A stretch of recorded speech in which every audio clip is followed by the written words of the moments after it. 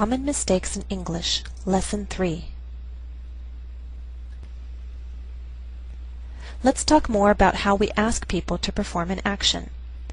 In addition to using imperatives, we can use questions. Some common questions for making requests are, can you or could you? Will you or would you? Note that could you and would you are more polite. So from less polite to more polite, here are some examples. Can you show me or will you show me? Can you show me please? Will you show me please? Could you show me or would you show me? Could you show me please? Would you show me please? So you see again that could and would are more polite, and please always makes any question more polite. Additional requests. Do you mind cooking dinner tonight? Would you mind mailing a letter for me? Would it be too much trouble to pick me up from work? Take a note of the grammar. Do you mind, would you mind, takes a verb in the ing. The last expression, would it be too much trouble, combines with the infinitive.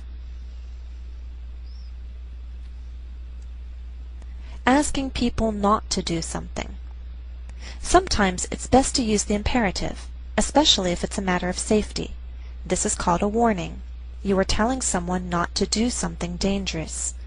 For example, slow down, don't fall. But in other situations, it's more appropriate to ask a person not to do something. For example, would you please stop doing that? When you ask someone not to do something, you can imply your wishes instead of stating them directly. This is considered more tactful. Tactful means you're behaving in a way that doesn't upset others. So here are some examples of implied requests not to do something. I really wish you would stop calling me little girl. In other words, you're saying, don't call me little girl. I wish you wouldn't be so negative. In other words, don't be so negative. It might help if you did a little more around the house. In other words, I want you to help more around the house. You know, it wouldn't hurt to call more often. In other words, I want you to call more often.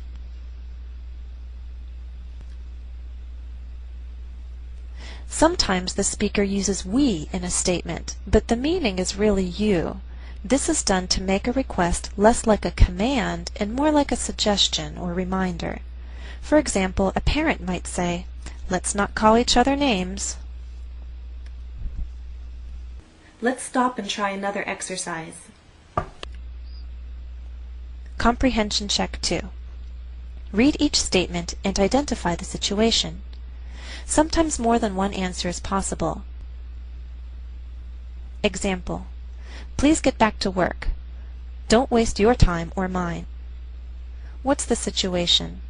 A. An employee speaking to a boss. B. A boss speaking to an employee. Or C. One employee speaking to another. Answer: B.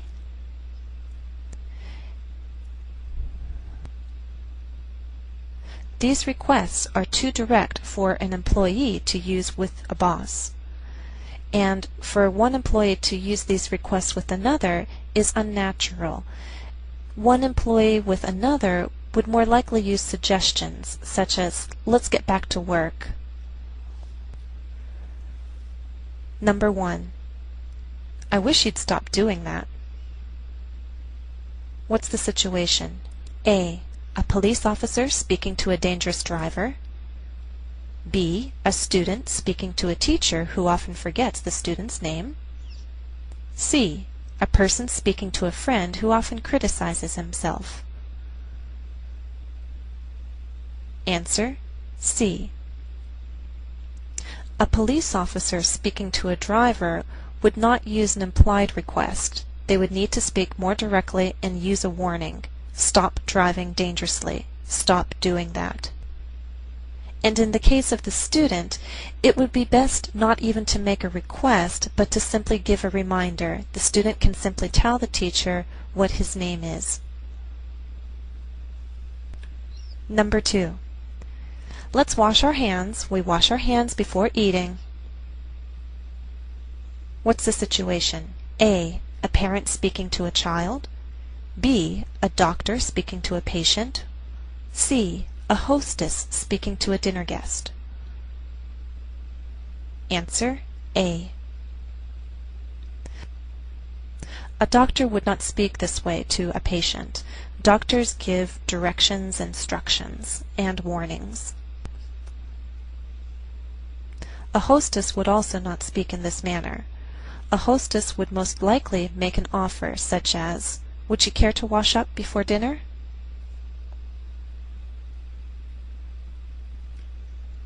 Number 3. Would it be too much trouble to move the bed near the window? What's the situation? A young child speaking to her parent. B, a guest speaking to the hotel staff. C, a homeowner speaking to hired furniture movers. Answer, B. A child would not use such a request. It's a little too formal, too long. The child would simply ask, "Can we move the bed near the window?" C is also possible, but in this situation there are likely many pieces of furniture, and to take the time to be polite, making requests for every single piece of furniture, is just too much. Number 4.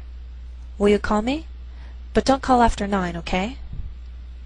What's the situation? A girlfriend speaking to her boyfriend. B, a job seeker speaking to a job interviewer.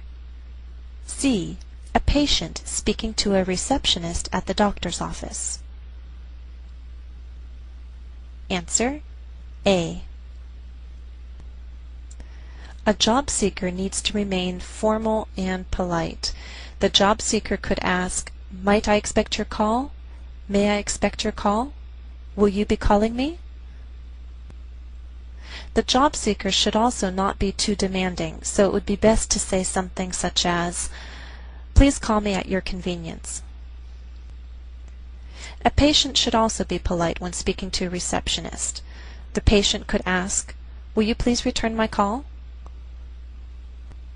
To state a specific time, the patient could say, "Please call me any time before 9 o'clock."